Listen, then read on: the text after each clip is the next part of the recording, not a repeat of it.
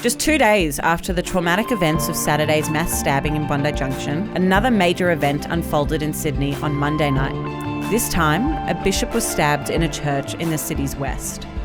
Yesterday, New South Wales Police declared the event a terrorist act and called for calm after angry crowds injured police officers and damaged vehicles following the stabbing. We're going to look at what happened, what actually constitutes an act of terrorism. It feels like we haven't done a podcast episode without a warning in a number of days, but as with the previous material that we have spoken about, this podcast will cover some disturbing events. So if you think that you're not in the right headspace to listen, we'll be back again tomorrow. So Sam, news broke at around 7:30 p.m. on Monday night of another Sydney stabbing. It was almost unbelievable to consider that in a matter of days, we were having another conversation about a stabbing in this city. I almost didn't believe it when the headlines came across my phone. And the events that unfolded were incredibly disturbing. Can you begin with what actually happened? So Zara, we got the news at 7:30 that at about 7:10, so 20 minutes earlier on Monday night, police were called to the Christ the Good Shepherd Church in Wakeley, and that's near Fairfield in Sydney's west.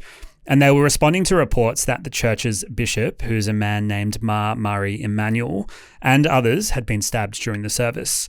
And when police got there, they found 2 victims with non-life-threatening stab wounds and a 16-year-old boy who had been restrained by members of the congregation. He was transported to hospital and arrested. And when I was first alerted about the incident, I did what you normally do, and jumped straight onto social media. And that's where I saw some really harrowing footage of the stabbing itself. And the reason why it was filmed from, a front-on angle in its entirety is because the bishop streams a lot of his services. He's actually a big deal online. Ma Murray Emanuel himself has about 100,000 followers on YouTube. His church has about 200,000 followers. And Ma Murray Emanuel goes on religious podcasts as a guest. And some of those interviews have as many as 1.5 million views. So he's a big deal, and he's very well known in Sydney's Assyrian Orthodox Christian community. And we really got a sense of the size of the community and the anger with the scene that developed very rapidly outside the church. So we first found out and we first got notified by police that something had happened. Yeah. And then you texted me like mere minutes later saying, oh my God, there are now riots. It's escalating really, really quickly. Talk me through that. Well, in that first statement released to media by police, they were commenting on the public order situation that was unfolding outside the church. So almost immediately after the stabbing, large crowds started to gather outside the church, and concern seemed to move to anger quite quickly, and that anger started to be directed towards police and paramedics. The crowds began to hurl objects at police officers. A number of police officers were injured, and a number of police vehicles were seriously damaged. There's some photos of, windows being smashed in by bricks and that kind of thing. And that led the police to declare a public order incident. Now, from social media footage from outside the church, it appears those that had gathered were calling for the perpetrator, who may have still been in the church at that time, to be brought out to them. There was also some concern that there would be retaliatory attacks at other religious institutions in the area, including some mosques. Now, thankfully, that does not appear to have happened. I don't want to draw any comparisons between what happened on Monday night and what happened on Saturday in Bondi Junction, but just from a news gathering point of view, one thing that was very different about this event was that it happened late at night, and that what we understand is that the government response and the police response occurred then in the early hours of Tuesday morning. What happened during those crisis talks? Well, this timeline of how the night developed for New South Wales Premier Chris Minns, the Police Commissioner and all of their advisors and agencies, we learnt of those late night talks in a press conference the next morning. In a moment, the New South Wales Police Commissioner will speak about this investigation and her decision at 1:35 a.m. to determine that this was a terrorist act and investigation. That decision was validated by the Minister for Police at 1:44 a.m, with her contacting me at 2 a.m. this morning. The important bit, clearly, is that this was designated as a terrorist act. And this was later supported by ASIO's chief, his name's Mike Burgess, who spoke from Canberra with the Prime Minister later in the morning. We support New South Wales Government and the police for calling this a terrorist incident. It does appear to be religiously motivated, but we continue our lines of investigation. Now, the ASIO chief there said that it appeared to be religiously motivated, and the incident has since been called, as you said, an act of terror.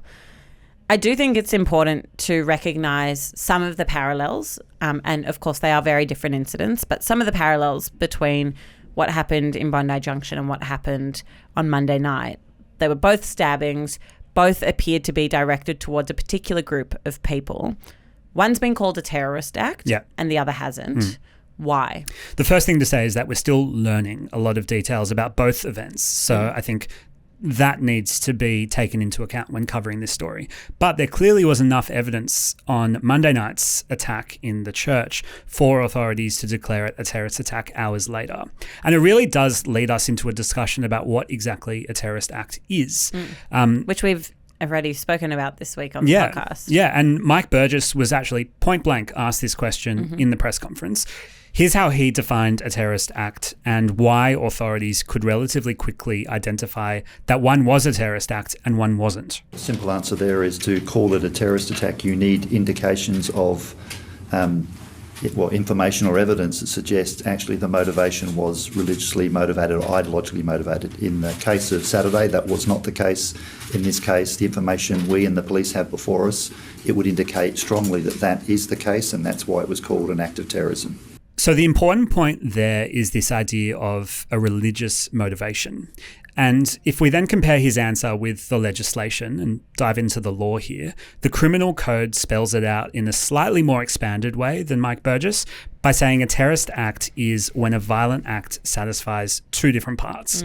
The first part is the act is made with the intention of advancing a political, religious, or ideological cause. And the second part is when the act causes either death, serious harm, danger to a person, or members of the public. So obviously, this is an ongoing investigation. It's still early days, but it was very early that they did call it, so... Exactly, and it does seem that the attack at the church on Monday night meets the criteria of having a political, religious, or ideological motivation, and that the 16-year-old in the incident on Monday night did indeed meet the tests associated. Yeah, I think this has been a really challenging part of this news cycle, and certainly I think of being on social media for the Daily Aus. I think we've seen a lot of comments calling on us to label things a terrorist act or not a terrorist act. And I do think that conversations like this are really important to highlight that it's certainly not up to us to be declaring something under the criminal code as an act of terror. You can rightly or wrongly criticise how that legislation looks and the parameters that are there.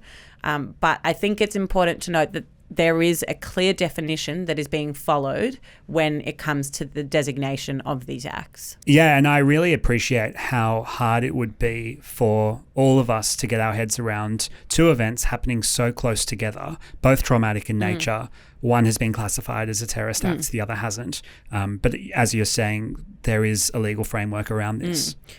So in that case, what do we know about the 16-year-old who will presumably end up being charged under terrorism laws? Well, we don't know a lot, and I think something to remember here is because of his age, we might in fact know less than we normally do about somebody in his situation over the age of 18.